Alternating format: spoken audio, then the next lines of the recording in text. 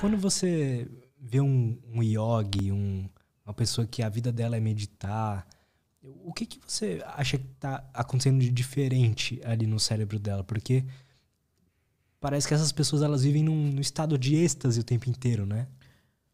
Olha, isso é uma ilusão nossa, na minha opinião. Na maior parte das vezes, quando a gente conversa com pessoas que são meditadores, né, eu vejo que sim, eles parecem estar num estado mais calmo, de mais contentamento, mas não necessariamente de um êxtase, né, de uma, como é que eu vou dizer, de um estado emocional intenso, né, assim que eu vejo que seria um êxtase.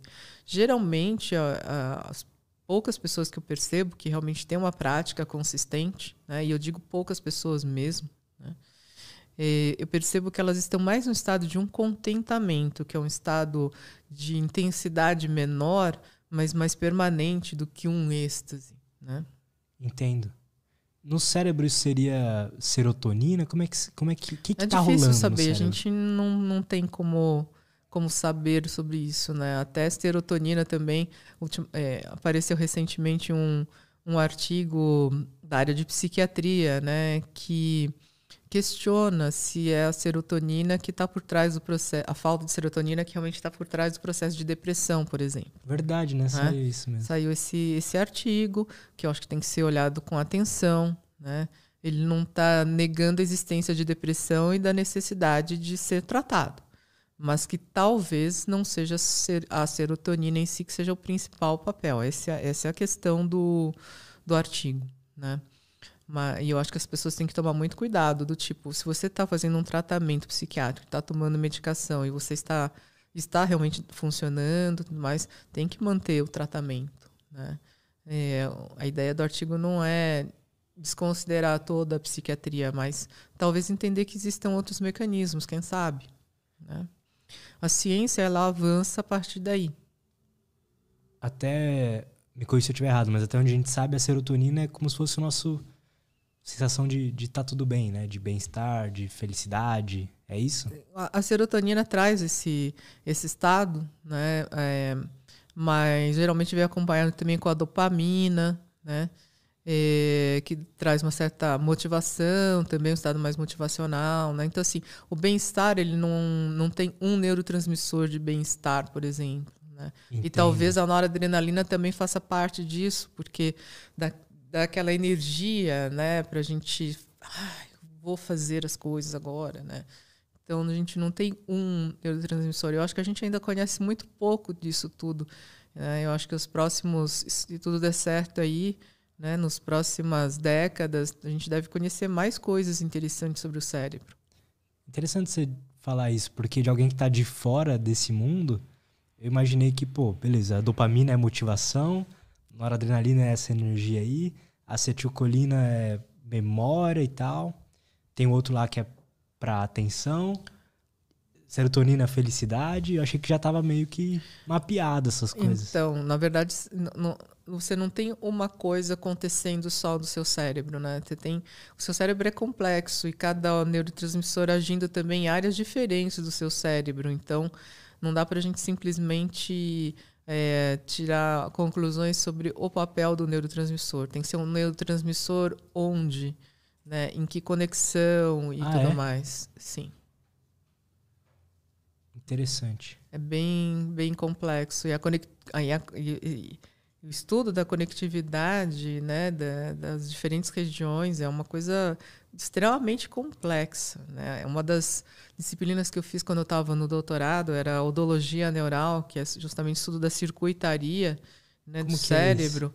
É uma coisa impressionante de complexa, né? Como que cada área do cérebro se conecta, enfim, né? E é basicamente impossível manter na memória todo aquele mapeamento, né? Tem livros, enfim, artigos que saem e tudo mais. E é muito interessante, mas muito, muito mais complexo do que uma pessoa que não é da área imagina. Entendo. Como é que você vê, então, da tua visão? Pode ser pessoal, pode ser como neurocientista profissional, enfim. Do que é essa felicidade, esse bem-estar? Já que não é só uma neuroquímica no cérebro? Não é só uma neuroquímica no cérebro, mas eu acho que ele depende também e muito das suas experiências pessoais, né? Então, de que forma você foi estimulada na infância, né, em termos da felicidade, da importância da felicidade? Como é que você foi estimulado a lidar com as adversidades, né, como é que a gente chama de resiliência, enfim. Uma série de características vão te levar a ter mais bem-estar ou menos bem-estar.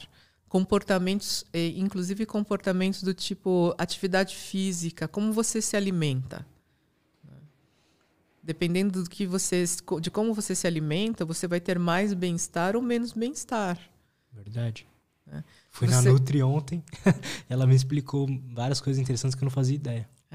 Se você comer todo dia, todas as refeições, carne vermelha, eu acho que você não vai ter bem-estar. Como você poderia ter se você tivesse uma dieta rica, diversa, né? Então, eu acho que isso é muito, muito importante. Parece que a minha visão, assim, a gente foi ensinado que ser feliz tem que ser algo simples, assim, mas pelo que eu percebo, não me parece muito, na minha visão. Você tem que ter uma alimentação com as vitaminas certas, você tem que dormir certinho, você tem que tomar água, tem que se exercitar, tem que fazer uma terapia se for preciso. Não é tão simples assim estar nesse estado de bem-estar, né? Ainda mais, por exemplo, você é uma pessoa que não tem conhecimento, às vezes, de como montar uma dieta, não dá pra ir na Nutri e tal. Como é que você vai estar naquele estado de sempre estar bem? É complexo, né? E eu acho, inclusive, que uma coisa que a gente tem que pensar é na importância da democratização do bem-estar, né? Fazer com que pessoas das mais diferentes classes sociais possam ter mais acesso a conhecer o que é o bem-estar, o que elas podem fazer dentro daquele seu meio para desenvolver bem-estar, né? E essa é um dos estudos que a gente está desenvolvendo pelo Einstein, né? A gente vai estar testando uma intervenção que envolve atividade física, mas também envolve aspectos de desenvolvimento de habilidades socioemocionais, né? Para comunidades mais, vamos dizer assim, com menos acesso, né, econômico, tá? E eu acho que isso é muito importante. Porque senão o bem-estar vai ser mais uma daquelas coisas que ficam restritas à classe A e B, né? E se eu não vejo pensar, assim. Hoje em dia é muito assim, né? Sim. Você paga a Nutri, paga o personal e tal, não sei o quê. Você vai treinar bem, você vai dormir bem, você tem mais horas livres também. Mas, de repente, a pessoa também, ela muitas vezes acaba se escravizando a isso e ela não tem o tempo para ser feliz de verdade, né? Então é muito complexo, né? Por outro lado, tem que ter alguma disciplina. A felicidade, ela não é uma coisa. Tem um exemplo muito interessante do Mathieu Ricard, que é um monge, né? Do tipo que ele dá o exemplo de um barco à deriva, né? As pessoas acham que a minha vida tem que ser um barco à deriva que me leva para onde for. Não. Você tem que ser o velejador de um barco para você ir para onde você gostaria de ir, né? Ter a maior possibilidade possível disso. Porque se você for um barco à deriva, você pode simplesmente se afundar e se afogar. Se fosse assim, eu me sentiria muito ansioso. Então... Então, algum nível de disciplina, né, é necessário para você ter bem-estar também. No sentido da atividade, mas também você não pode se cobrar extremamente, senão você também, né, vai para o extremo, aquilo que era para ser prazeroso vira um estresse.